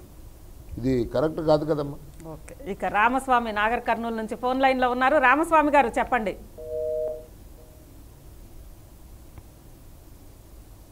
ఇక శ్రీనివాస్ ఫోన్ లైన్లో ఉన్నారు. శ్రీనివాస్ గారు చెప్పండి. సార్ నమస్తే సార్. నమస్కారం, చెప్పండి శ్రీనివాస్ గారు. సార్ తెలంగాణ గవర్నమెంట్ అదే తెలంగాణ వస్తే ఉద్యోగాలు వస్తాయి అనుకున్నాం సార్ మేము. చెప్పండి. హలో చెప్పండి, వినపడుతుంది, చెప్పండి శ్రీనివాస్ గారు. సార్ మేము తెలంగాణ వస్తే ఉద్యోగాలు వస్తాయని యువతలో ఎంతో ఆశగా చూసినాం సార్. కానీ ఈ గవర్నమెంట్ వచ్చిన తర్వాత నిరుద్యోగులతోటి ఆటాడుకుంటుంది సార్. ఇప్పుడు దీంట్లో అంటే మనం బచావ్ తెలంగాణ మిషన్లో నిరుద్యోగులను కూడా ఎట్లా బచాయించుకోవాలనేది కూడా మాకు ఒక అంశం అండి. అందుకోసం ఇప్పుడు ఖచ్చితంగా దీని విషయంలో కూడా నేను కూడా అంటే ప్రభుత్వంతో మాట్లాడతాను. మన ఏదైతే ఈరోజు ఉద్యోగులను ఏ విధంగా రేపు నింపబోతున్నారు, ఇంతవరకు ఒక నోటిఫికేషన్ కూడా వచ్చినట్లేదు. అదే మన ఆంధ్ర ప్రాంతంలో వస్తుంది. టీచర్ పోస్టులు ఎన్నో వేకెన్సీస్ ఉన్నాయి. ఏమనంటే ప్రతి కమలాథన్ కమిషన్ అంటారు. కమలాథన్ కమిషన్ అవన్నిటికీ అమ్మ కుంటి సాకులు ఇవి. ఇలా నీకు ఏ సంబంధం లేని, ఏ ఇబ్బందులు లేని, ఏ బాధ అంటే నీకు అడ్డంకులు లేని ఉద్యోగాలు అన్నా మొట్టమొదటి మీరు నింపండి. ఉన్నది ఏముంది అండి, కమలాథన్ ఏ ఉద్యోగం నింపొద్దని చెప్తుంది. ఇవన్నీ ఏం లేదు, నేను చెప్పింది నమ్ముతున్నారని చెప్పి గుడ్డిగా. ఇంకా ఆ నమ్మకం కూడా ఆయన మీద సడలిందమ్మా. మొన్నటి ఎమ్మెల్సీ ఎలక్షన్లే దానికి అంటే నిరుద్యోగులు తీసుకున్నటువంటి నిర్ణయం అది నిజానికి అంకుశమై ఇవాళ టీఆర్ఎస్ తగిలింది. ఇవాళ టీఆర్ఎస్లో కూడా చాలా విచిత్రమైన పరిస్థితి ఉందమ్మా పార్టీలో. ఒకటేమో బంగారు తెలంగాణ బ్యాచ్ కొత్తగా వచ్చి ఇలా ఒక సర్పంచ్ వచ్చి జాయిన్ అవుతున్నాడు, ఒక ఎంపీటీసీ వచ్చి జాయిన్ అవుతున్నాడు, ఒక జడ్పీటీసీ, ఒక డీసీసీ బ్యాంక్ చైర్మన్లు వచ్చి జాయిన్ అవుతున్నారు. వీళ్ళందరూ కూడా దేనికోసం వచ్చి తెలంగాణ ఉద్యమం కోసం వచ్చి జాయిన్ అవుతున్నారు. టీఆర్ఎస్లో వాళ్ళ స్వార్థం కోసం వచ్చి జాయిన్ అవుతున్నారు. ఇలా ఈ బ్యాచ్ ఎక్కువైపోయింది. అసలైన ఉద్యమం చేసినటువంటి తెలంగాణ అంటే ఉద్యమ బ్యాచ్ అదే TUB తెలంగాణ ఉద్యమ బ్యాచ్ దాన్నేమో టబ్బులు వేసేసింది. ఇవాళ BTB తెలంగాణ అంటే బంగారు తెలంగాణ బ్యాచ్. వీళ్ళంతా బంగారం కోసం చేయని వాళ్ళు బంగారం చేసిన బంగారం తీసుకపోనికి వచ్చిండ్రా, మళ్ళీ ఎందుకోసం వచ్చిండ్రు. కానీ BTBకే ఆడ ప్రాధాన్యత ఇస్తుంది. ఆ పార్టీలో కొట్టొచ్చినట్టు కనిపిస్తుంది. ఇక రామచంద్రారెడ్డి గారు అచ్చంపేట నుంచి ఫోన్ లైన్లో ఉన్నారు. రామచంద్రారెడ్డి గారు చెప్పండి. మేడం చెప్పండి రామచంద్రారెడ్డి గారు. గుడ్ ఈవినింగ్ సార్, చెప్పండి. చెప్పు తమ్ముడు. అలా నా లక్ష్యంపేట మేము వీరాభిమాని నీకు. థ్యాంక్ యూ, చెప్పండి బ్రదర్. అలా నేను ఆర్టిస్ట్ లో పనిచేస్తానా. చెప్పు తమ్ముడు. మీ గురించి కూడా మేము ప్రచారం చేసామన్నా తెలకపేరి అంతా తెలకపేరి ఏరియాలో. Thank you brother. అలా జర మా శాలరీస్ గురించి కూడా జర మీరు ఉద్యమం చేస్తే జర బాగుంటుందని మేము కోరుకుంటున్నాను. ఆర్టీసీ శాలరీస్ చాలా తక్కువనేనా. తప్పక తమ్ముడు. ఇప్పుడు దీంట్లో ఈ ప్రభుత్వం అందరినీ మర్చిపోయింది. ఇవాళ ఏ ఉద్యమంలో పట్టుగా పనిచేసినటువంటి విద్యుత్ అంటే కార్మికులు ఎవరైతే కాంట్రాక్ట్ కార్మికులు ఉన్నారో ఆ కార్మికులను ఈరోజు అంటే 27 నుండి వాళ్ళు విధులకు గైరాజులపై వాళ్ళు ఉద్యమం చేస్తుంటే ఆయనలో పోయి బ్రహ్మాండంగా ఉపన్యాసాలు పోయి మింట్ కాంపౌండ్లో కొట్టినటువంటి ఈ టీఆర్ఎస్ నాయకులకు ఇవాళ వీళ్ళు కనిపిస్తలేరా. కానీ అంటే ఇవాళ అంటే ఆర్టీసీ కార్మికులు కానీ ఈ ఎలక్ట్రిసిటీ కార్మికులు కానీ వీళ్ళకు కరెంటు కార్మికులు కానీ కనిపిస్తలేరా వీళ్ళకు. ఇవాళ అందుకోసమే కదా ఇప్పుడు మిమ్మల్ని అందరినీ అంటే ఖచ్చితంగా రక్షించుకుందాం బ్రదర్, పోరాటాలు చేద్దాం. ఇంకా ఇప్పుడు అయిపోయింది. రేపు జూన్ 2 వచ్చిందంటే ఇక 1 year దాటిపోయింది. ఇంకా నిర్లక్ష్యం చేయడం కుదరదు. 9వ తారీఖు నుండి నేను మొట్టమొదటి ప్రాజెక్టులో బాట పడుతున్నాను. తర్వాత మీ అందరి సమస్యల మీద కూడా మా పోరాటాన్ని కొనసాగిస్తాం బ్రదర్. రాఘవేంద్ర హైదరాబాద్ నుంచి ఫోన్ లైన్లో ఉన్నారు. రాఘవేంద్ర గారు చెప్పండి.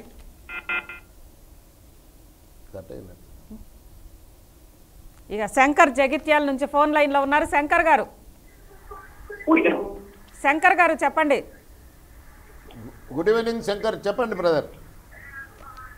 శంకర్ గారు హలో, మీ టీవీ వాల్యూమ్ తగ్గించి మాట్లాడండి శంకర్ గారు. నమస్తే మేడం. నమస్తే నాగవన్నా. నమస్తే, చెప్పు శంకర్ గారు. ఏం లేదన్నా, మీరు తెలుగుదేశంలో ఉన్నప్పుడే మంచిగా పోరాడాలన్నా. ఇప్పుడు బీజేపీలో వెళ్ళిపోయినాక మీ వాయిస్ సరిగ్గా తెలంగాణ ప్రజలకు వినిపిస్తలేదన్నా. ఇప్పుడు సరే మనము ఇప్పుడు ఎందుకు వినిపిస్తలేదు, అందుకే ఇప్పుడు పోరాటమే నాకు అంటే ఊపిరి. పోరాటంగానే నేను విద్యార్థి దశలో నుండి కూడా నేను పోరాటాన్ని నేను ఎంచుకున్న వ్యక్తిని. ఖచ్చితంగా మీ తరఫున పోరాడతాను. తెలంగాణలో ఈరోజు సరే ఒక పార్టీలో ఉన్నప్పుడు ఆ పార్టీలో ఎంతోమంది నాకంటే సీనియర్స్ ఉన్నారు, ఈరోజు పదవిలో ఉన్న వాళ్ళు ఉన్నారు.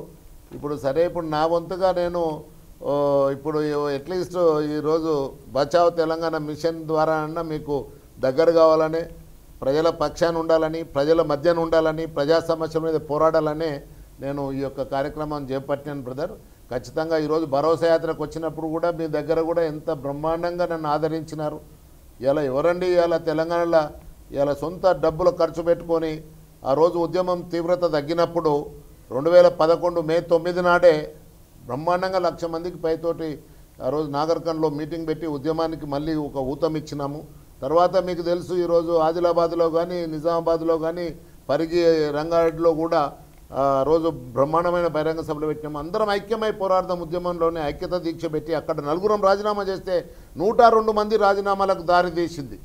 అదొక పెద్ద అంటే జీవితం లోపల నా మర్చిపోలేని దినం ఆ రోజు. అదేవిధంగా మన పిల్లలు ఆత్మ బలిదానాలు చేసుకుంటారని నేను ఊరూరు తిరిగి మొత్తం 10 జిల్లాలు తిరిగి బతికుండి సాధించుకుందామని చెప్పని అయ్యా ఆశ్రువై నేల రాళ్ళకు అంకుశమై పోరాడమని చెప్పినప్పుడు కూడా ఊరూరు నన్ను అభిమానించినారు. చిన్నపిల్లల కాంటి నన్ను దీవించినారు. వాళ్ళని ఎప్పటికీ నేను మరవలేను కదా. అందుకోసం నేను ఇవాళ తెలంగాణలో ఒకవేళ ఈ దోపిడీని కొనసాగించినా, దుర్వినియోగాన్ని కొనసాగించినా, ఇక్కడ డెవలప్మెంట్ను అంటే నిర్లక్ష్యం చేసిన ఇవాళ దాన్ని నేను అంటే మీరు చూపించిన ఆదరణకు ప్రతిఫలంగా నేను కనీసం మీకు అండగా నిలవాలనేదే ఇవాళ బచావ్ తెలంగాణ మిషన్ ఉద్దేశం అని చెప్పి నేను మీకు మనవి చేసుకుంటాను. ఇక నాగేంద్ర రామగుండ నుంచి ఫోన్ లైన్లో ఉన్నారు. నాగేంద్ర గారు గుడ్ ఈవినింగ్. చెప్పండి నాగేంద్ర గారు, గుడ్ ఈవినింగ్. మీ టీవీ వాల్యూమ్ తగ్గించండి నాగేంద్ర గారు. చెప్పండి. నమస్కారం నాగేంద్ర గారు, చెప్పండి. సార్ ఇది ఇప్పుడు మనకి అన్నం పెట్టే రైతులు రకరకాలుగా నష్టపోతున్నారు సార్. అది చాలా మంది రైతులు బోరుబావులు వేయించుకుంటూ ప్రైవేట్ వ్యక్తులతో బోరుబావులు వేయించుకుంటూ ఎన్నో లక్షల రూపాయలు ఖర్చు పెట్టి అప్పులు చేసి నష్టపోతున్నారు. ఫైనల్ గా వాళ్ళకి నీళ్లు కూడా పడట్లేదు. అయితే ఈ ప్రైవేటు వ్యక్తులు అవగాహన లేని ఒక సైంటిఫిక్ అప్రోచ్ లేని విధానంలో బావులు ఎన్నెన్నో వేసి వాళ్ళతో డబ్బులు ఖర్చు పెట్టించి ఫైనల్ గా వాళ్ళకి నీళ్లు దొరక్క అప్పులు పాలైపోయి ఆత్మహత్యలు చేసుకునే పరిస్థితి వస్తుంది సార్. అది గవర్నమెంట్ ఒక సైంటిఫిక్ ఇప్పుడు మనం ఈ సైన్స్ డెవలప్ అయిన స్టేజ్ లో గవర్నమెంట్ ఒక సైంటిఫిక్ విధానంలో వాళ్ళకి త్రూ గవర్నమెంట్ ఎక్కడ వాటర్ పడుతుంది, ఎక్కడ సోర్స్ ఉంది, ఎంత ఖర్చు అవుతుంది, రైతుకు ఒక అవగాహన కల్పించి ఆ బావులు వేస్తే వాళ్ళకి అటువంటి పరిస్థితి ఎదురు కాదని నా అభిప్రాయం. రైట్ నాగేంద్ర గారు. నాగేంద్ర గారు ఒక విషయం ధన్యవాదాలు. ఇలా ఇప్పుడు నిజానికి చెప్పాలంటే ఇలా ఈ ఆత్మహత్యలకు ప్రధాన కారణము బోరుబావులు తోడి అప్పుల పాలైపోయి ఆత్మగౌరవాన్ని అంటే తాకట్టు పెట్టుకోలేక వీళ్ళు అంటే రైతులు చాలామంది రైతులు ఈ ప్రభుత్వానికి పట్టిలేదండి. ఇప్పుడు తీవ్రమైన కరువు ఇవాళ తెలంగాణ జిల్లాల్లో ఉంది. అన్ని జిల్లా కలెక్టర్లు కూడా మనకు అంటే ప్రభుత్వానికి రిపోర్ట్లు పంపించారు కరువు మండలాలు ప్రకటించమని చెప్పని. ముఖ్యమంత్రి గారు అసెంబ్లీలో మాట్లాడతారా? ఇంత దౌర్భాగ్యం ఇది రైతులకు. అంటే ఈయన శాపంగా మారిండా ఇవాళ? ఆయన అంటాడు ప్రజలు అంటే ఇవాళ మనము ప్రకటిస్తే కరువు మండలాలు ప్రకటిస్తే డబ్బు రాష్ట్ర ప్రభుత్వం భరించాల్సి వస్తుందని. అరే ఇంత తెలియకపోతే ఎట్లనే ముఖ్యమంత్రి గారికి 65% దాదాపుగా 60 నుండి 65% కేంద్ర ప్రభుత్వ నిధులు వస్తాయి. అది కూడా తెలియదు. 482 కోట్లు నేను ఇచ్చిన అంటాడు. అది పెండింగ్ ఉంటే ఆ ఫైల్ బయట పెట్టమని చెప్తున్నాను. నేను పోయి ఆ రోజు కిరణ్ కుమార్తో చెప్తే ఆ రోజు పోయి అది గవర్నర్ దగ్గరికి పోయినప్పుడు గవర్నర్ గారు ఏం రాసిండ్రు దాని మీద ఏ శాతం నేను ఆంధ్రప్రదేశ్కి ఇవ్వాలి ఇప్పుడున్న అంటే సెంట్రల్కి వెళ్ళి వచ్చిన అసిస్టెన్స్ ఏదైతే ఉందో ఈ కెలమిటీ రిలీఫ్ ఫండ్ ఏ శాతం తెలంగాణకి ఇవ్వాలి అనేది నిర్ధారణ కాకుండా ఉన్నందుకు లేట్ అయింది. కానీ నిర్ధారణ అయిపోయిన తర్వాత కేంద్రం నిధులే ఇవి దానికి చెప్తారు, అంతా వంత పడతారు ఈ టీఆర్ఎస్ నాయకులంతా. ఇవాళ నువ్వు కరువు మండలాలు ఎందుకు ప్రకటించలేదని మన అసెంబ్లీ ఎట్లా జరగనిచ్చిందే? రైతుల పక్షాన ఎందుకు నిలబడలేదు? నాకు కూడా నిజంగా చెప్తున్నాను, ఒక బాధ అనిపిస్తుంది. అదే ప్రతిపక్షానికి ఇవాళ నిన్నమన్న వర్షాలు పడి ఇంతమంది తీవ్రంగా వడగాలు పడి రైతులు నష్టపోతే ముఖ్యమంత్రి గారికి తీరిక లేదయ్యా. కాలు అంటే ఒకవేళ మట్టి చెప్పుకు మట్టి అంటుతుందా ఆయనకు? ఒకవేళ పొలాల పొంటి తిరిగి రైతుల యొక్క కష్టాలు తెలుసుకుంటే కనీసం దానికి రిపోర్టు కూడా పంపించమంటే డిలే. ఇప్పుడు 33% చేసిండు ఇవాళ మోడీ గారు. 33% ఒకవేళ నష్టపోయినా నీకు ఖచ్చితంగా నీకు అంటే సహాయం అందుతుందని.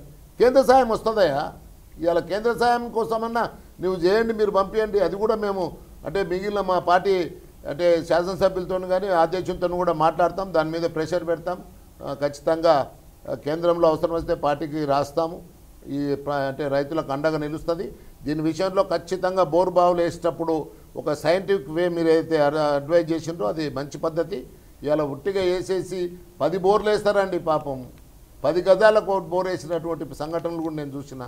ఇది అంటే దురదృష్టం. అందుకోసం ఇటువంటి సంఘటనలు జరగకూడదు.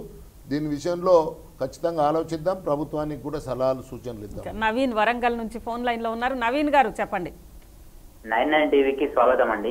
చెప్పండి. ప్రోగ్రామ్ పెట్టినందుకు నాగం గారితో మాట్లాడండి. నవీన్ గారు. నవీన్ గారు good evening sir. Good evening. Good evening sir. 99 టీవీకి ముఖ్యంగా ధన్యవాదాలు తెలియజేస్తున్నానండి. ఓకే చెప్పండి సార్. ఇప్పుడు మన స్వచ్ఛ హైదరాబాద్ చేస్తానన్నారండి. 1000 కోట్లతోటి 16 నుంచి శ్రీకారం చుడతానన్నారండి మన సీఎం గారు. అవునండి. ఇప్పుడు అది మరి మనం పోవాలంటే గవర్నర్ దగ్గరికి వెళ్ళాలండి. ఫస్ట్ ఆఫ్ ఆల్ సీఎం గారు గవర్నర్ దగ్గరికి వెళ్ళిన తర్వాత మన క్రీడలు చక్కగా లేవు, మన నగరం నడిబొట్టున 2 లక్షల ఇల్లు కట్టిస్తామని మాట ఒప్పుకున్నారు సార్. ఇప్పుడు నిరుపేదలందరికీ 2000 ఎకరాల నిర్మాణం కూడా చేపిస్తానని చెప్పింది సార్ వాళ్ళు. అది కూడా మళ్ళా హైదరాబాద్ చుట్టుపక్కల ఏరియాలో కూడా కాదు, జూబ్లీ హిల్స్, బంజారా హిల్స్ ఏరియాలో అని చెప్పినారు. ఇప్పుడు చెప్పనంటారా సార్?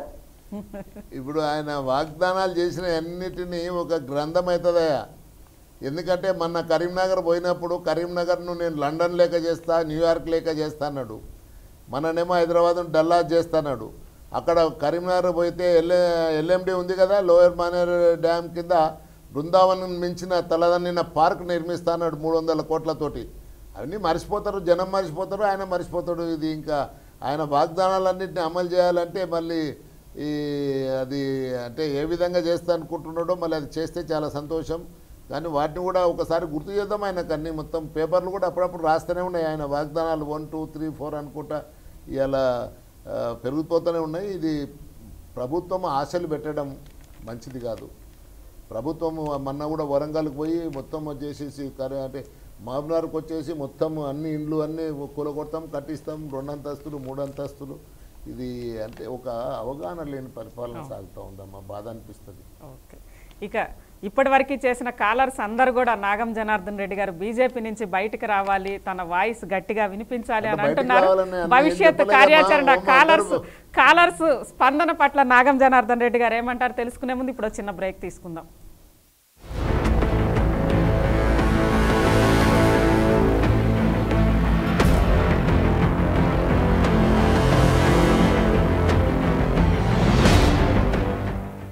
నాగం జనార్దన్ రెడ్డి గారు, ఈరోజు మనకు వచ్చిన కాలర్స్ అందరూ కూడా మీరు బయటికి రావాలి, స్వతంత్రంగా పోరాడాలి, మా తరపున వాయిస్ వినిపించాలి అనే ప్రశ్నలే ఎక్కువ కనిపిస్తున్నాయి. మీరు మౌనంగా ఉన్నారు అని అనేది వాళ్ళందరి అభిప్రాయం. అదేవిధంగా ఒకవేళ అంటే మీరు చేసే కార్యక్రమాలకి పార్టీ మద్దతు ఉందా? ఈరోజు మీరు తలపెట్టే కార్యక్రమాలకి పార్టీ మద్దతు ఉంటే పార్టీ కార్యాలయం నుంచి ఎందుకు స్పందించలేదు? ఒకటి, గతంలో సెక్రటేరియట్ తరలింపు మీద మీరు కోర్టుకు వెళ్ళారు, ఆ రోజు కూడా పార్టీ మీకు మద్దతు ఇవ్వలేదు.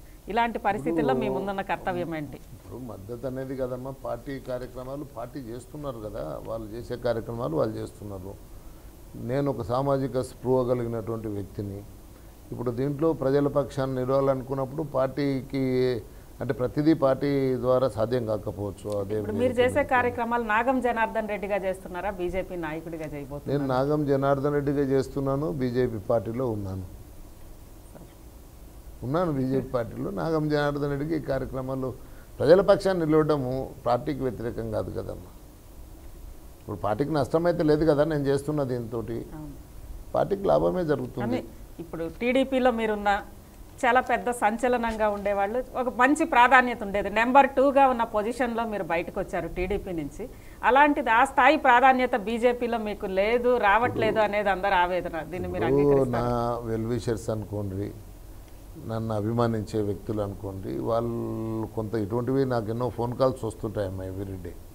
కానీ నేను అంటే నిజానికి చెప్పాలంటే నేను ప్రతిదాన్ని అంటే ఎవరు చెప్పినా అది చెప్పినా నా వ్యక్తిత్వం కూడా దెబ్బతినకుండా చూసుకోవాలి కదమ్మా. నేను ఇప్పుడు సరే ఏ పార్టీలో ఉన్నా ఏది ఉన్నా ప్రజా సంక్షేమాన్నే ఆ రోజు తెలుగుదేశంలో ఉన్నా, ఈరోజు బీజేపీలో ఉన్నా అదే కోరుకుంటున్నాను.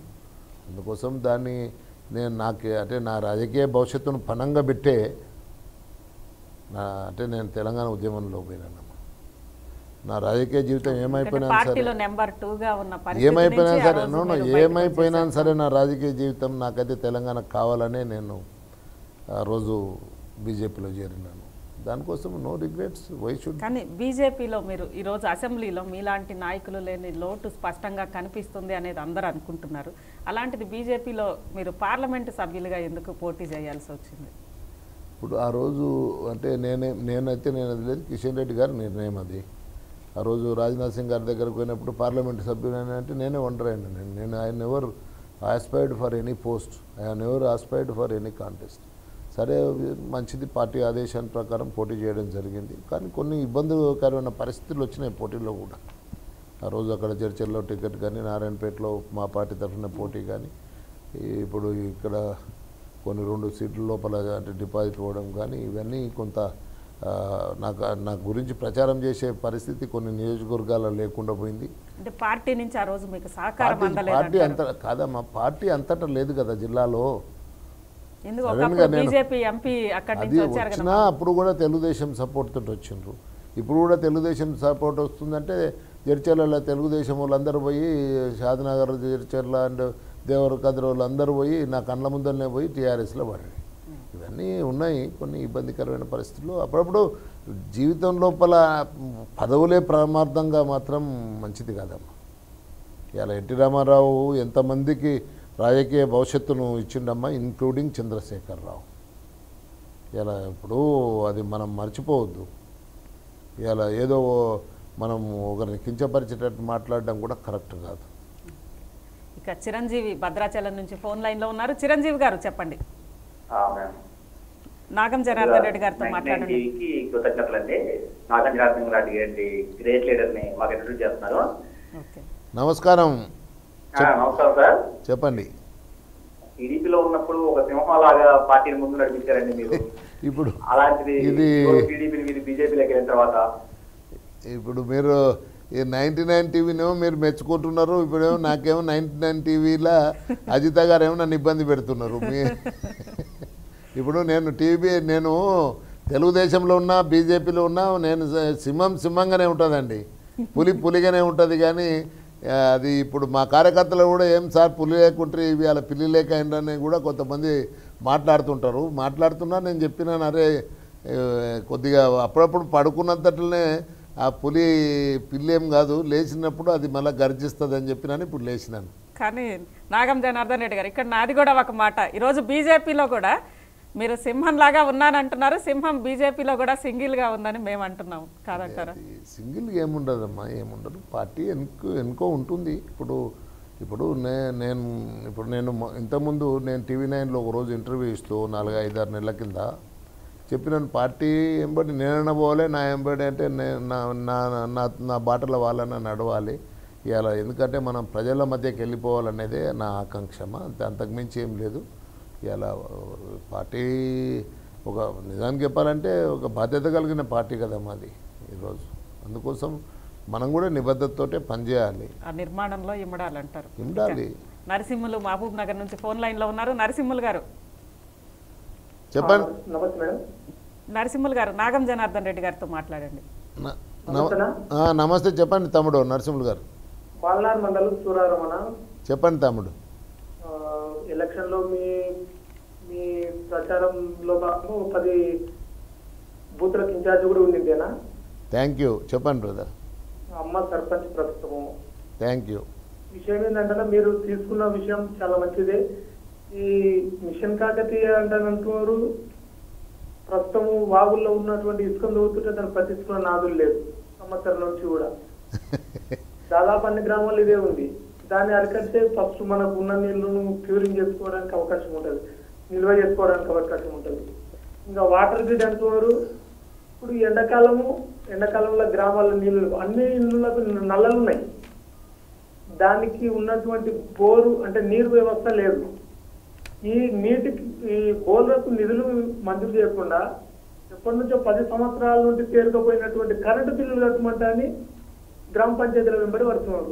Okay right Narasimhulu. ఇప్పుడు నరసింహులు గారు చెప్పింది ఒకటి చక్కటి మాట చెప్పినారమ్మా.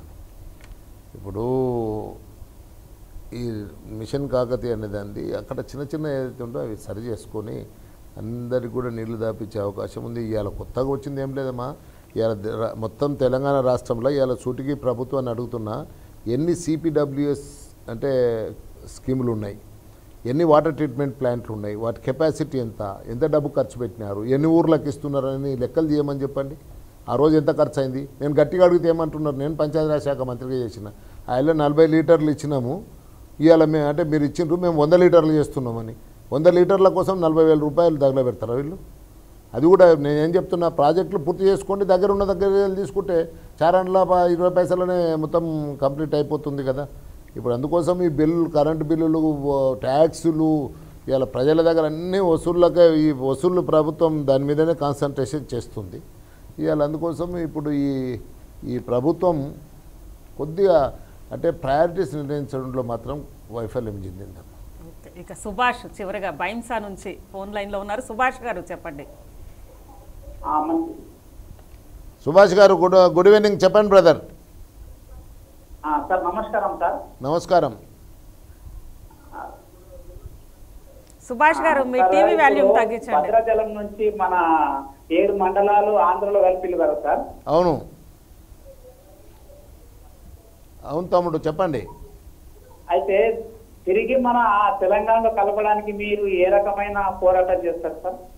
ఇప్పుడు ఒకటి బ్రదర్, దీంట్లో ఏదైతే ఆ రోజు మన శ్రీకృష్ణ కమిటీకి ఇచ్చినటువంటి రిపోర్ట్లో స్పష్టంగా టీఆర్ఎస్ పార్టీ చంద్రశేఖరరావు గారి నాయకత్వంలోనే మాకు 1 నవంబర్ 1956కు ముందున్న తెలంగాణ మాకు ఇస్తే చాలు అని చెప్పని ఆయన పేర్కొనడం, చాలా సభల్లో కూడా ఆయన చెప్పినాడు, మాకు అడుగుతున్నాం, మాకు 1 ఇంచు కూడా మాకు భూమి అవసరం లేదని చెప్పని.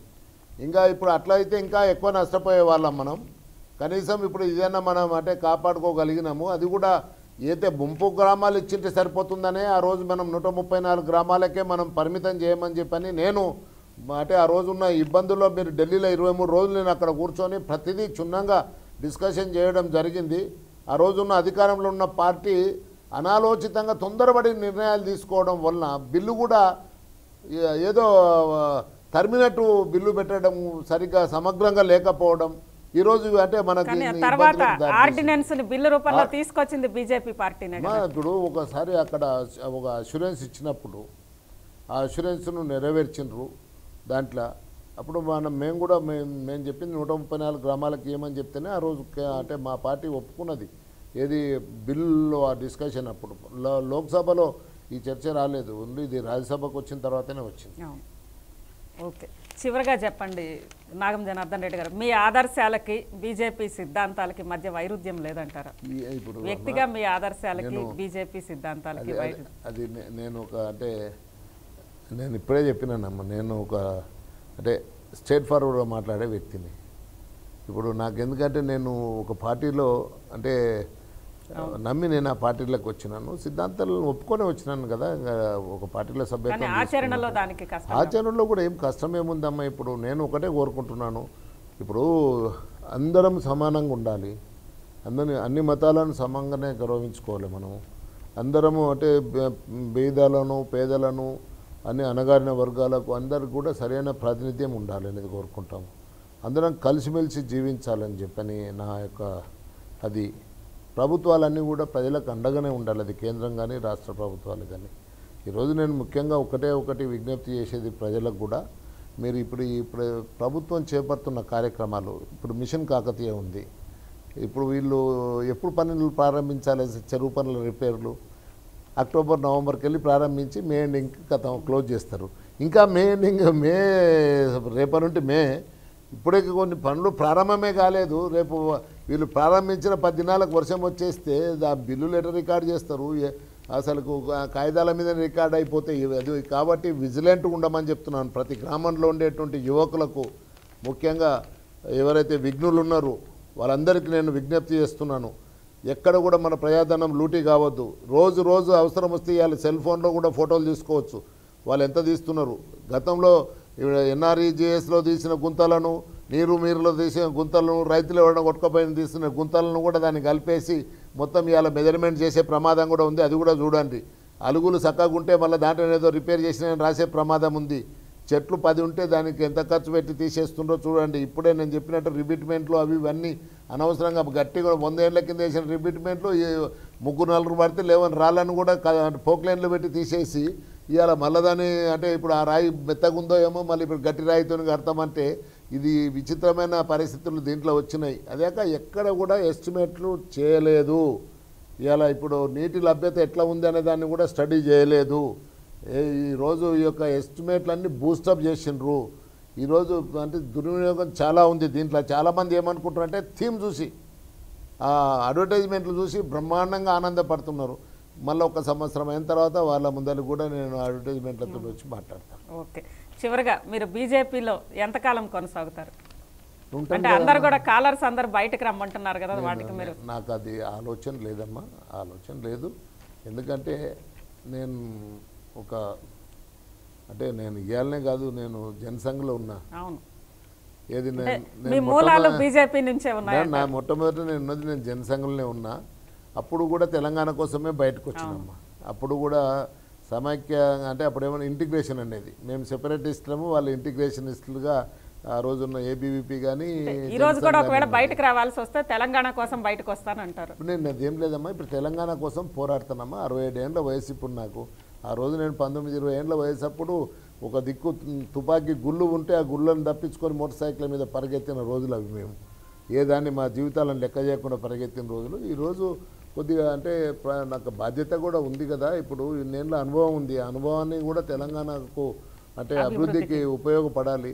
నేను ఇప్పుడు అంటే నాకు తెలిసిన అంటే నేను చెప్తాను, నాకు లూప్ హోల్స్ తెలుసు. మీరు చూసినారు 5 ఏళ్ళ కాంగ్రెస్ పరిపాలన 2004 నుండి అసెంబ్లీలో రోజు నేను ఫైట్ చేయని దినమంటూ లేదు. నేను లేస్తే 100 మంది కాంగ్రెస్ ఎమ్మెల్యేలు నాకు అడ్డంగా నిలబడ్డా వాళ్ళని కూర్చోబెట్టి నిశ్శబ్దంగా మాట్లాడినటువంటి సంఘటనలు కోకొల్లలు. ఇవాళ కూడా ఈ ప్రభుత్వంలో నేను ఇవాళ ఎమ్మెల్యేగా లేకున్నా నా వాయిస్ని ఎక్కడ అంటే వినిపించాలో ప్రజల మధ్యకు పోయి ప్రజల మధ్యన వినిపించాలి. ఒక్క మాటలో చెప్పండి, తెలంగాణ బచావో అన్నారు. నేను ఫస్ట్ కూడా అడిగాను, ఎవరి నుంచి తెలంగాణను రక్షించాలని మీరు అంటారు? ఈ యొక్క అంటే ఇప్పుడు ప్రజల ఆశలను నెరవేర్చని ఈ ప్రభుత్వం నుండి ప్రజల ఆస్తులను, ప్రజల డబ్బును దుర్వినియోగం చేసే పరిస్థితి కానీ, అనాలోచిత నిర్ణయాలతోటి అంటే ప్రజలను బాధలకు గురి చేస్తున్నటువంటి వాటి నుండి, ఈరోజు నిరుద్యోగ సమస్యకు పరిష్కారం చూపియని వీళ్ళ నుండి ఈరోజు అంటే ప్రజలను కాపాడాల్సిన, తెలంగాణను కాపాడుకోవాల్సిన బాధ్యత ఉంది. కాబట్టి బచావ్ తెలంగాణ మిషన్ అని పెట్టాను. ఆ మిషన్ ఒకంతోటి స్టార్ట్ కావచ్చు, అది ఎక్కడికి ఎండ్ అవుతుంది. మీరు ఆ రోజు నేను కూడా నగర సమితి అని పెడితే చాలా ఏముంటుందిలే అనుకున్నారు. 1,00,000 మందితో ప్రారంభం చేసిన బ్రహ్మాండంగా ఐక్యత దీక్ష పెడితే ఎవరు ఇవాళ కూడా చెప్తున్నాను, నేను పెట్టిన ఐక్యత దీక్షకు ఇంతవరకు ఇందిరా పార్క్ దగ్గర ఏ దీక్షలు ఎవడు చేసినా ఆ రోజు 2 లక్షల మంది వచ్చిండ్రమ్మా. 2 దినాల 2 లక్షల మంది అంటే అక్కడికి వచ్చి నన్ను ఆశీర్వదించిపోయినారు, ఐక్యత దీక్షకు మద్దతు పలికిపోయినారు. ఇలా జాగో బాగో అని ముఖ్య ఆ రోజు మంత్రుల కాన్స్టిట్యున్సీలో పోయి మీటింగ్లు పెట్టినాము. ప్రధానమంత్రి వచ్చినప్పుడు వాళ్ళ విధానాలకు వ్యతిరేకంగా స్వతంత్రంగా మీకు వస్తున్న ఆదరణ బీజేపీ నాయకుడిగా రావట్లేదు అనేది మేము అంటున్నాం, వాస్తవం కాదంటారా? అదేమి ఉండదమ్మా. బీజేపీలో నా పాత్ర నాకు ఉంటుంది, అక్కడ నేను సభ్యుని. ఇక్కడ నా వంతుగా నేను ప్రజల కంటే అయితే నా సామాజిక స్పృహ అవుతుందో దానితో సామాజిక సేవ కూడా చేయాలనేటువంటి ఉద్దేశంతో నేను ఈ బచావ్ తెలంగాణ మిషన్ ప్రారంభించడం జరిగింది. ఓకే, థ్యాంక్ యూ నాగం జనార్దన్ రెడ్డి గారు. ప్రజలందరికీ నమస్కారం. మీ అభిప్రాయాలు పంచుకున్నందుకు. మొత్తం మీద ఈరోజు ప్రజల ఆకాంక్షలు నెరవేరని ప్రభుత్వాల నుంచి తెలంగాణని రక్షించాలంటూ తెలంగాణ బచావో యాత్ర చేపడుతున్నట్లు నాగం జనార్దన్ రెడ్డి గారు అంటున్నారు. వ్యక్తిగా ఈ యాత్ర తాను చేపడుతున్న బీజేపీలోనే కొనసాగుతాను, బీజేపీ నాయకుడిగానే నేనున్నాను అనేది ఆయన అంటున్నారు. ఇక మరోవైపు ఇప్పటికైనా కానీ ప్రజలంతా కూడా మేల్కొని తెలంగాణ వచ్చి ఏడాది అయింది, ఇప్పటికి కూడా ఎక్కడ సమస్యలు అక్కడే ఉన్నాయి. ముఖ్యంగా మిషన్ కాకతీయ కానీ వాటర్ గ్రిడ్ కానీ ఇవి కాదు, ప్రాధాన్యత ఇవ్వాల్సిన అంశాలు ఉన్నాయి, మేనిఫెస్టోలో చెప్పిన ఫస్ట్ పూర్తి చేయండి అని అంటున్నారు. అదే నినాదంతో తెలంగాణ వ్యాప్తంగా తాను యాత్రలు చేస్తాననేది ఆయన అంటున్నారు. ఇది ఈరోజు 99 టుడే. రేపు మరో అంశం మీద 99 టుడేలో మళ్ళీ కలుసుకుందాం. Stay tuned.